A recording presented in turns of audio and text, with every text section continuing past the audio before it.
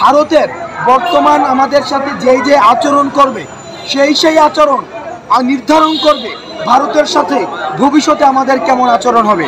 ভারতের প্রত্যেকটি আচরণ, বর্তমানের আচরণ আমাদের ভবিষ্যতের ভারত বাংলাদেশের আচরণ নির্ধারণ করবে।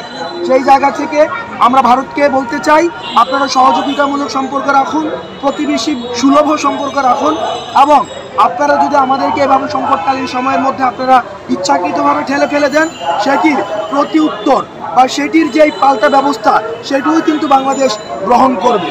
এবং আমি সর্বশেষ আহ্বান জানাবো, আমাদের জয়েন্ট কোলাবোরেটিভ ভেঞ্চারের সর্বাধিক যে গুরুত্বপূর্ণ জায়গাটি সেটি হচ্ছে রেস্কিউ কার্যক্রমটি করা।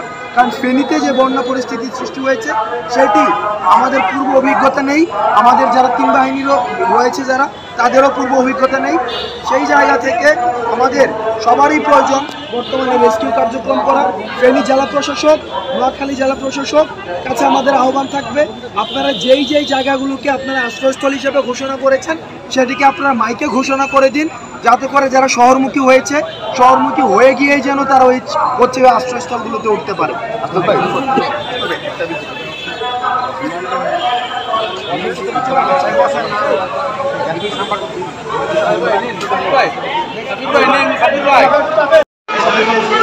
এবং আমাদের এই গণত্রাণ যেটি আমরা আজকে সংগ্রহ করতে পারবো সেটা প্যাকেট হচ্ছে, এবং কিছুক্ষণের মধ্যেই আমরা ধাপে ধাপে সেগুলোকে আমরা বন্য কবলিত এলাকাগুলোতে আমরা পাঠিয়ে দিচ্ছি। আমরা জানি এখন বর্তমানে এই গণত্রাণ যতটা প্রয়োজন তার চেয়ে বেশি প্রয়োজন হচ্ছে রেস্কিউ। আমরা দ্রুততম সময়ের মধ্যে আমরা কথা বলছি, আমাদের তিন বাহিনীর যে সমন্বিত টিমের সাথে আমরা কথা বলছি। ইতিমধ্যেই আমাদের রেস্কিউ কার্যক্রম শুরু হয়েছে, কিন্তু এই অপ্রত্যাশিত যে সংকটটি সৃষ্টি হয়েছে এই সংকটটি সমাধানের জন্য আমাদের কখনোই ব্যক্তি জায়গা থেকে অথবা শুধুমাত্র তিন বাহিনীর যে উদ্যোগ রয়েছে সেটি সম্ভব নয়। আমাদের সমন্বিত, যেটাকে আমরা জয়েন্ট কোলাবোরেটিভ ভেঞ্চার বলি, অর্থাৎ সবার একত্রে আমাদের এই রেস্কিউ কার্যক্রমে অংশগ্রহণ করতে হবে। ব্যক্তি পর্যায় থেকে আমাদের সামষ্টিক, গোষ্ঠী পর্যায় থেকে সামষ্টিক পর্যায় থেকে আমাদের জয়েন্ট কোলাবোরেটিভ ভেঞ্চার প্রয়োজন। যেসব প্রাইভেট প্রতিষ্ঠানগুলো রয়েছে বাংলাদেশে অনেকদিন ধরে তারা বিজনেস করছে, আমরা আপনাদের প্রতি আহ্বান জানাবো, আজকে আপনারা আমাদের এই সংকটকালীন সময়ে আমাদের পাশে দাঁড়ান, সরকারের পাশে দাঁড়ান। কারণ আমরা দেখছি অন্তর্বর্তীকালীন সরকারটি নতুনভাবে গঠিত হয়েছে, এবং এই সরকারটিকে আমরা আমাদের জায়গা থেকে, ব্যক্তি পর্যায় থেকে, প্রাইভেট পর্যায় থেকে এবং বিভিন্ন যে প্রতিষ্ঠানগুলো রয়েছে এই প্রতিষ্ঠান পর্যায় থেকে আমাদের এই সরকারকে সহায়তা করে আমাদের যেই আজকে দেখছি বিভিন্ন জায়গায়, এবং কুমিল্লাতেও আমি বিভিন্ন এলাকা থেকে খবর আসছে সে এলাকাগুলো প্লাবিত হচ্ছে।